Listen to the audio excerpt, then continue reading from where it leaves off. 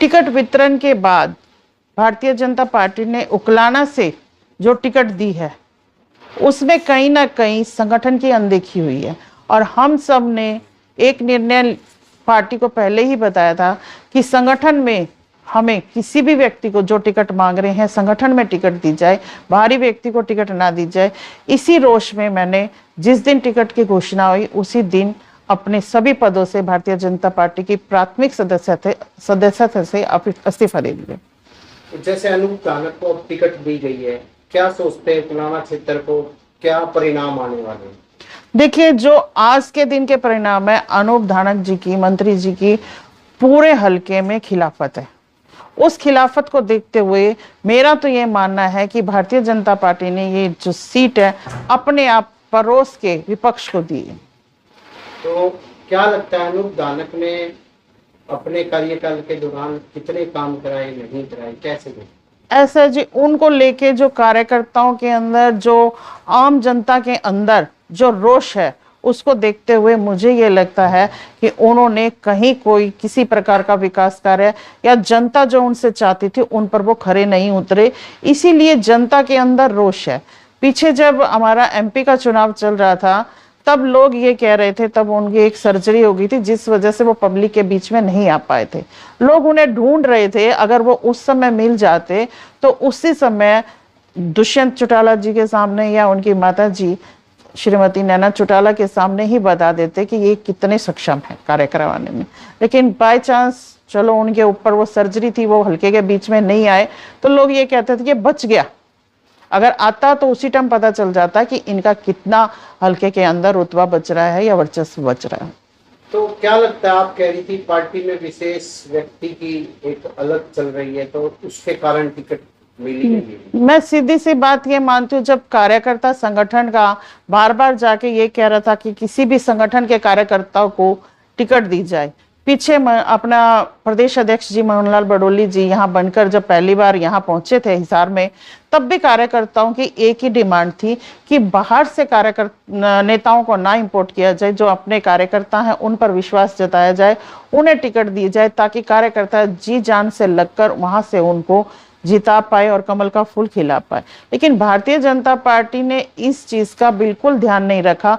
पूरे हरियाणा में 67 टिकटें बटी हैं, सब जगह कहीं ना कहीं 2-4 टिकटों को छोड़ के हर जगह रोष है। और हिसार जिले में जो टिकटें मिली हैं उसमें मैं ये मानती हूँ सबसे ज्यादा रोष है। हिसार में, उकलाना में, कुछ बरवाला के कार्यकर्ताओं में भी है, लेकिन ये कह सकते हैं कि वो हमारे संगठन के थे। चाहे वो नलवा से चुनाव लड़ रहे थे, उनका कार्य क्षेत्र नहीं था, लेकिन संगठन से जुड़े हुए थे। जो संगठन से बाहर से आए हुए कार्यकर्ताओं को टिकटें दी हैं, उससे भारतीय जनता पार्टी का कार्यकर्ता अपने आप को ठगा महसूस कर रहा है कि हम बाहर से आए लोगों के लिए क्या कार्य करें, क्या मदद करें। उन्हें हमारी मदद, मतलब जो हम कार्य करेंगे उन्हें कोई इसकी लेन देन नहीं रहेगा। और भारतीय जनता पार्टी अगर यहाँ से जीत भी जाती है तो भी विधायक हमारे लिए तो विपक्ष का ही विधायक रहेगा। आपने अभी भविष्य के लिए क्या सोचा है? कार्यकर्ताओं के साथ मीटिंग करेंगे? अभी बैठ के चल रही हैं। अभी मैं कह दूं आज ही कि मैं चुनाव लड़ रही हूँ, ऐसा कुछ नहीं है। भविष्य में 1-2 दिन में सामने आ जाएगा। कार्यकर्ताओं की भी इच्छा है, क्योंकि बहुत से कार्यकर्ता ऐसे हैं जिन्होंने कभी कांग्रेस की तरफ हाथ ही नहीं करा। वो ये कह रहे हैं कि हमें तो वोट डालने की जगह ही नहीं मिली, कि हम वोट कहाँ डालें, क्या अपने घर रख लें। तो देखते हैं, हम भी बातचीत कर रहे हैं, क्या निकल के आता है। हो सकता है 1-2 दिन के अंदर मैं ऐलान भी कर दूं कि मैं चुनाव लड़ रही हूँ या ना। अभी ऐसी कोई योजना नहीं है मैं कह दूं कि हाँ मैं पक्का चुनाव लड़ रही हूँ। लेकिन जैसे आज मैं गई थी तो कार्यकर्ताओं ने जैसा मुझ में ये विश्वास जताया कि आप कहीं से भी आ जाइए लेकिन आप चुनाव लड़ लीजिए, उसको देखते हुए मैंने अभी, क्योंकि मैं जब घर आई तो मेरे हस्बैंड घर नहीं थे, अभी डिस्कशन करेंगे, बात करेंगे। तो अगर किसी पार्टी का ऑफर आता है, वैसे आ भी रहे हैं, तो हो सकता है कि मैं 1-2 दिन के अंदर निर्णय ले लूं कि मैं चुनाव लड़ रही हूँ। तो अभी पुराना क्षेत्र के जो मंडल कुछ गांव है, आप बता रहे थे कि काफी लोगों ने अब इस्तीफे दे दिए, गलत टिकट हो गई। हाँ जी, मेरे पास लगातार, क्योंकि मैंने टिकट मिलते ही इस्तीफा लिख दिया था, तो हल्के के गांव से, पूरे हल्के के गांव से, उकलाना के 3 मंडलों से मेरे पास कार्यकर्ताओं के फोन आ रहे हैं। अभी आपने बहुत जल्दबाजी करी, आप हमसे भी पूछते, हम भी आपके साथ इस्तीफे देते।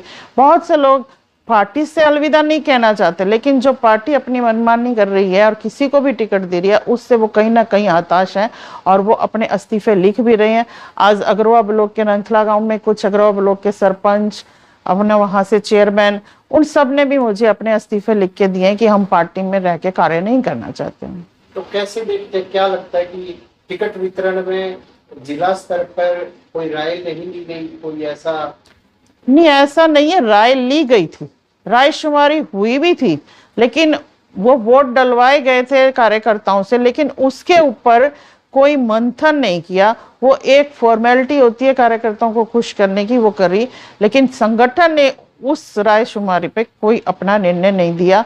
संगठन ने अपनी मनमानी की है, जो उन्हें अच्छा लगा उसको टिकट दिया। मैं ये कहूंगी कि जो उनके व्यक्ति विशेष थे, जैसे कुलदीप बिश्नोई जी थे, वो रणधीर पनियार जी को टिकट दिलाना चाहते थे, इसलिए डिप्टी स्पीकर जी को भरवाड़ा भेज दिया गया। दुड़ाराम जी को टिकट दिलाना चाहते थे, खुद भव्य की टिकट दिलाना चाहते थे। इसी तरह मनोहर लाल जी जो जजपा से शामिल हुए, उनको टिकट देना चाहते थे, उनको टिकट दी। कहीं किसी और नेता की चली होगी, मतलब कार्यकर्ताओं की भावना नहीं, उन्होंने अपना अपना हित देखा कि मेरा ये व्यक्ति सेट हो जाए, मेरा ये व्यक्ति सेट हो जाए, इसलिए उन्होंने टिकटों में इसी तरह की जो टिकटें आई हैं, इस तरह की आई हैं, और इन्हीं का ही विरोध है।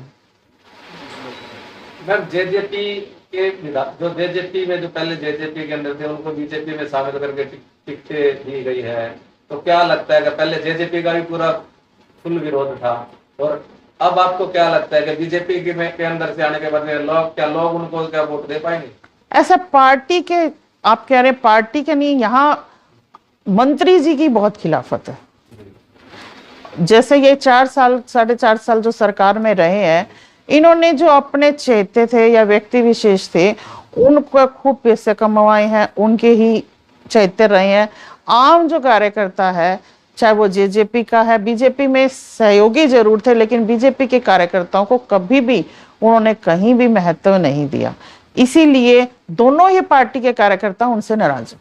तो कुल मिला के यानी कि बीजेपी से सभी कार्यकर्ता नाराज है, और बीजेपी को अब की बार हाँ, कुछ ना कुछ झेलना ही पड़ेगा। देखिए, अगर कार्यकर्ता रीढ़ की हड्डी होता है किसी भी पार्टी की, अगर वो निराश होकर घर बैठ जाता है तो उस पार्टी का सत्ता में आना मुश्किल हो जाता है।